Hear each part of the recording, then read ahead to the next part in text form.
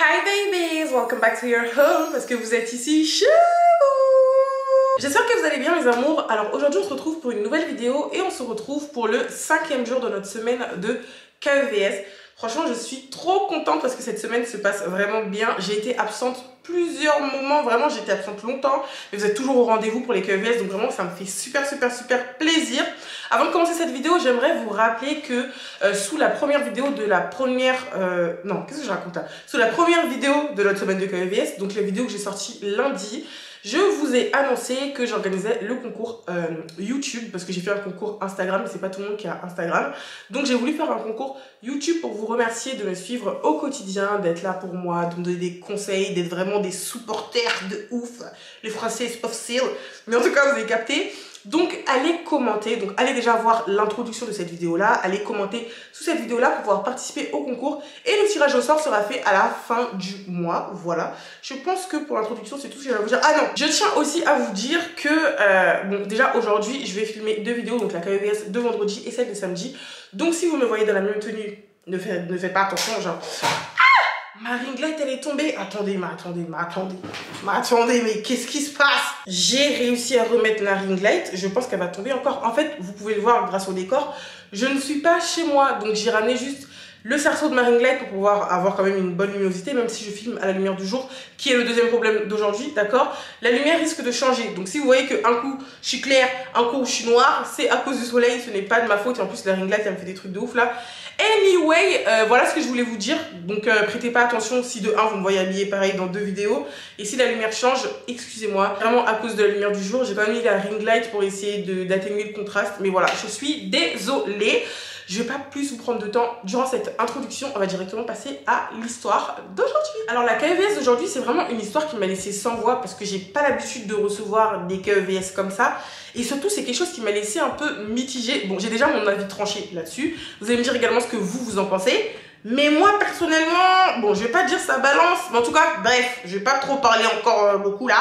On va commencer. Alors, c'est l'histoire d'une jeune maman qu'on va appeler Liana. Elle a 26 ans et elle a un petit garçon de 4 ans. Je vais pas vous donner plus d'informations par rapport à son pays, comme j'ai l'habitude de faire, parce qu'elle veut vraiment garder son anonymat, chose que je comprends et que vous allez comprendre. Donc, bien évidemment, le prénom, c'est un prénom fictif. Elle s'appelle pas vraiment Liana. Alors, faut savoir que c'est une fille qui a vraiment toujours eu du mal en amour, des malheurs, comme elle appelle ça.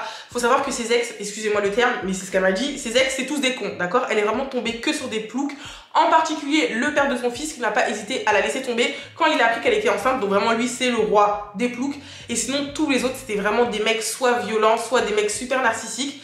Il y en a un avec qui elle s'entendait plutôt pas mal, sauf qu'il avait caché qu'il était marié au bled, donc je vous imagine pas, enfin je vous laisse imaginer la déception. Donc au vu de tous ces malheurs amoureux, comme elle aime appeler ça, elle a décidé de rester seule. Franchement, elle a décidé de ne fréquenter plus personne. Parfois aussi, il faut savoir apprécier sa propre compagnie pour pouvoir apprécier la compagnie des autres. Donc vraiment, elle était en mode no flirt, no dating, no rien du tout. Laissez-moi tranquille. Mais ça, bien évidemment, c'était sans compter sur sa meilleure amie. Parce que sa meilleure amie, elle lui a dit, écoute, ma pépette, c'est pas parce que tu tombes sur un caillou pourri que tous les autres c'est des cailloux pourris. Je suis désolée, c'est quoi cette métaphore trop nulle? En tout cas, elle lui a dit, écoute, c'est pas parce que tu tombes sur quelqu'un de mauvais que tous les hommes sont pareils. Et franchement, sur ce point-là, je suis d'accord avec elle. Parce que je fais partie des personnes qui pensent que tous les hommes ne sont pas les mêmes. Franchement, les filles, faut qu'on arrête de dire ça. Ils ne sont pas tous pareils. Il faut juste prier et trouver sa petite perle. Mais parfois dans la vie, il ne faut pas parler trop vite. Anyways, on continue l'histoire. Donc sa meilleure amie, elle a commencé à la forcer en lui disant, écoute ma belle, tu peux pas rester là avec ton fils. Tu vas pas finir vieille fille avec un chat et un gosse en fait. Donc lève tes fesses, viens on sort, parce que c'est pas en restant dans ton canapé que tu vas trouver l'amour de ta vie. Elles ont commencé à sortir, du coup aller dans des restaurants, dans des bars, aller dans des boîtes de nuit, enfin bref, elles allaient vraiment partout. Et quand du coup Liana devait sortir avec sa meilleure amie, c'est sa maman qui gardait son fils. Puis un jour, elles sont parties dans un restaurant de leur ville, donc c'était pendant l'après-midi, elles sont parties prendre un petit brunch. C'est un resto assez bien, assez cosy, tout ça. Elles étaient vraiment parties de base pour manger que toutes les deux, pas dans le but de rencontrer quelqu'un. Sauf que le hasard fait bien les choses parce que ce jour-là, elles ont rencontré Florian. Retenez bien son nom, d'accord? Elles ont rencontré Florian, sauf qu'au début, quand elles l'ont rencontré, c'est vraiment la meilleure amie de Liana qui a flashé sur Florian. Sauf que Florian, franchement, il voulait pas d'elle. C'est méchant peut-être à dire, mais en tout cas, c'est pas sur elle qu'il avait flashé, il avait flashé sur Liana. Sauf que vous connaissez notre go Liana, avec tout ce qu'elle a vécu avec ses ex, elle voulait absolument pas entendre parler de qui que ce soit. Elle se forçait à sortir pour sa meilleure amie, mais elle voulait rencontrer personne. Donc le mec, il est venu vers elle, il a accosté normalement. Mais sur le coup, déjà, de 1, c'était absolument pas son style. Et de 2, c'était un peu le genre de mec qui pense qu'il peut avoir n'importe quelle meuf comme ça parce qu'il est beau. Donc, il a essayé un peu de la dragouiller, sauf qu'elle n'était pas réceptive. Voilà, elle voulait absolument pas parler avec lui. En fait, elle voulait pas, en fait. Et sa meilleure amie, sur le côté, elle était un peu piquée parce que c'est elle qui avait flashé sur le mec, mais le mec, il était intéressé par Liana. Mais elle s'est dit, en fait, moi, si je veux, demain, je rencontre quelqu'un.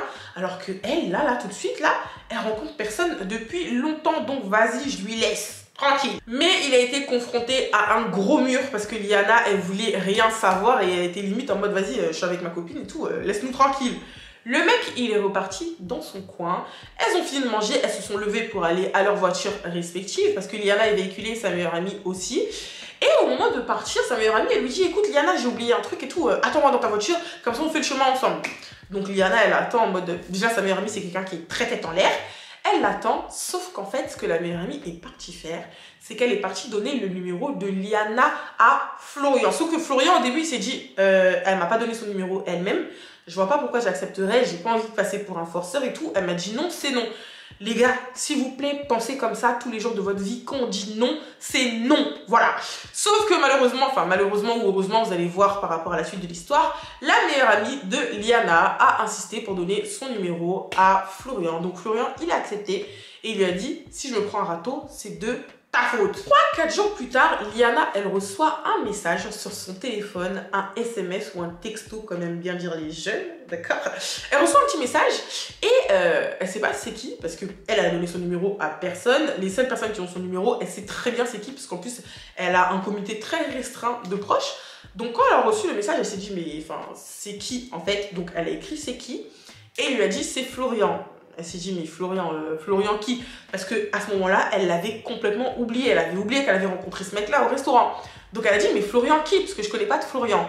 Et de là, il a commencé à lui expliquer, c'est moi que tu as rencontré au restaurant avec ta meilleure amie. C'est moi qui ai voulu te draguer, t'as dit non, nanana. Et sur le coup, elle s'est dit, mais attends, mais je fais quoi? Je le bloque pas, parce que moi, je lui ai pas donné mon numéro. Elle a envoyé un message à sa meilleure amie. Elle a dit, mais c'est toi qui lui as donné mon numéro sans ma permission, là? Et sa meilleure amie, elle a commencé à dire, oui, mais c'est bon, ça va et tout. Lâche-toi un peu, vis, quoi. Bref, elle a commencé à parler avec Florian et ils ont commencé à s'envoyer des messages. Enfin, c'est plus lui qui lui envoyait des messages au début. Elle répondait tranquillement.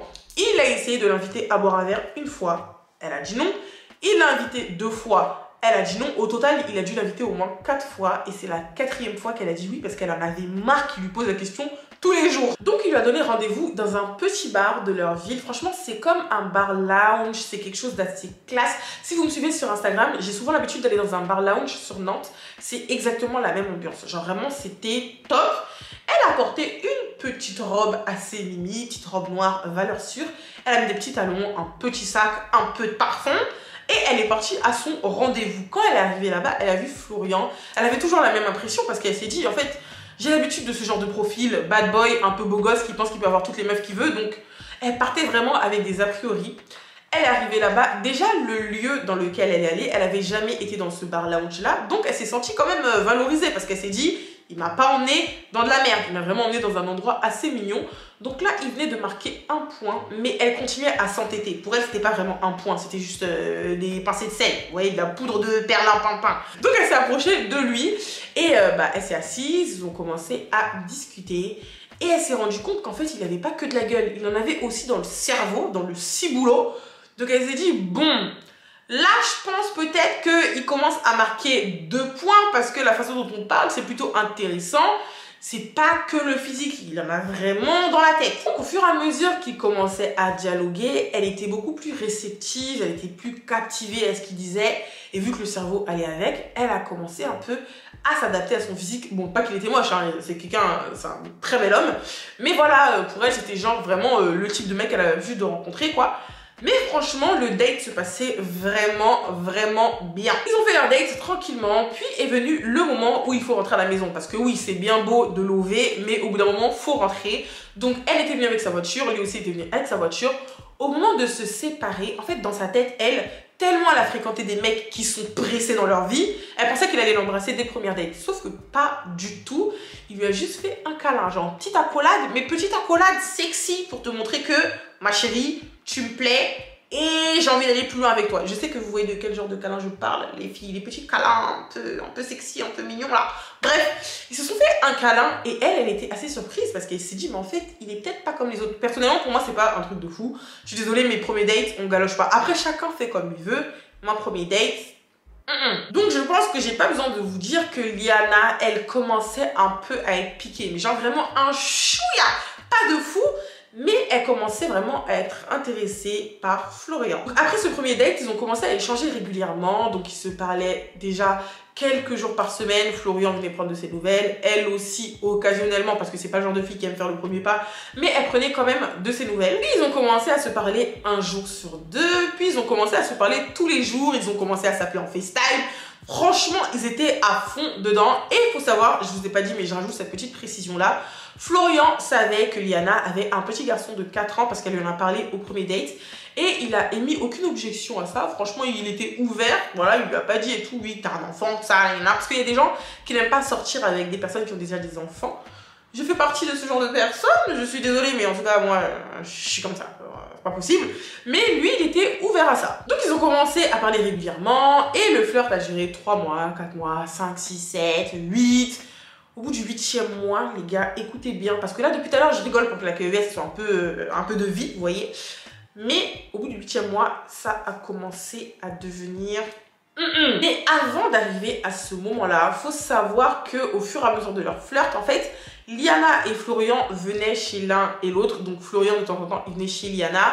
Liana, quand elle était à la maison, vu qu'elle n'a pas trop envie d'exposer son fils à un nouvel homme, parce qu'elle venait à peine de le rencontrer, elle emmenait son fils chez sa mère. Donc quand il venait, elle emmenait son fils chez sa mère et elle aussi vice versa, elle allait chez lui et elle déposait son fils chez sa mère. Quand elle allait chez lui, déjà pour la première fois qu'elle allait chez lui, il lui a préparé un dîner. Faut savoir qu'il ne sait pas du tout faire à manger, donc le truc il était carbonisé, mais bon, comme on dit, c'est l'intention qui compte, d'accord. Elle est partie chez lui, elle partait chez lui assez souvent. Et ils ont fait ce qu'ils avaient à faire, je vais pas rentrer dans les détails, on est tous des grands ici. Donc elle allait de plus en plus souvent chez lui, quand elle finissait le travail, c'est chez lui qu'elle allait directement avant de rentrer à la maison, parce que c'est sa mère qui allait récupérer son fils à l'école. Vraiment, ils commençaient à avoir leur petite routine de couple, jusqu'au jour où elle voulait se rendre chez lui, et au moment de rentrer dans son bâtiment, elle se fait accoster, genre vraiment attraper comme ça, par une dame qui lui dit « Oui, excuse-moi Liana ». Donc elle s'est dit, bon, si c'était juste une nana lambda qui m'attrape comme ça, déjà, je le prise pour une folle.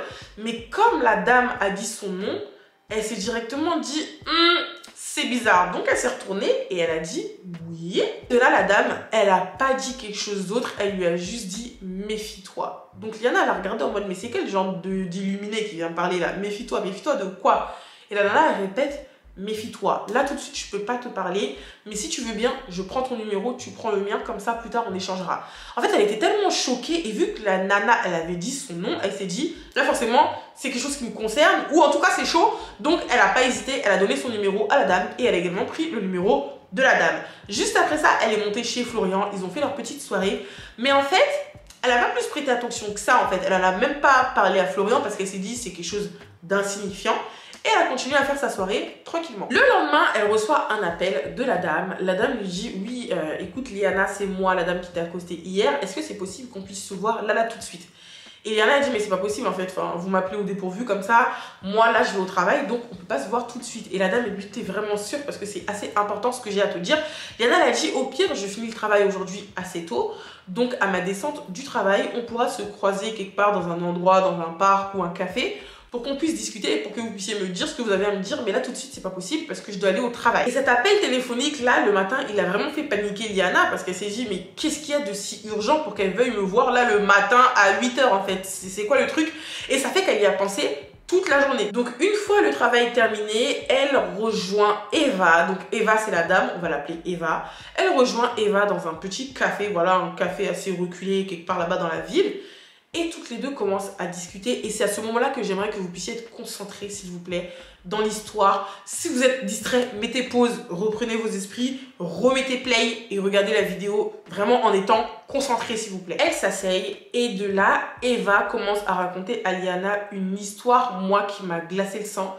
Vraiment, ça m'a surprise parce que je m'attendais absolument pas à ça dans l'histoire. Donc, elle a commencé à lui dire qu'elle connaissait Florian et que Florian était son ex avec qui elle a fait 1 an. Au début de leur relation, donc la relation de Eva et Florian, tout se passait bien jusqu'au moment où elle a décidé de faire rencontrer Florian à son fils. Bon, à ce moment-là, ça se passait bien aussi parce que Florian, c'est le genre de personne, c'est comme un papa poule malgré le fait qu'il n'ait pas d'enfant.